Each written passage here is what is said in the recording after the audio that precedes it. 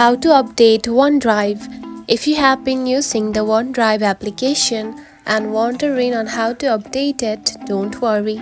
In this video, I will show you how to do it. So let's get started. First of all, open the App Store of your mobile phone. Just like this. Then tap on to search button at the bottom, select it. Then tap on to search bar and type OneDrive and search for it. Then here you can find the OneDrive. Now open it, and if there is the update version instead of the open right here, then simply tap on it and the OneDrive app will be updated.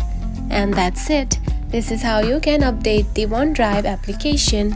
It is a very easy process, right? Now the OneDrive app will work more smoother and nicer. Now enjoy using the OneDrive. If you found this video helpful, don't forget to like and subscribe for more tips. Thanks for watching.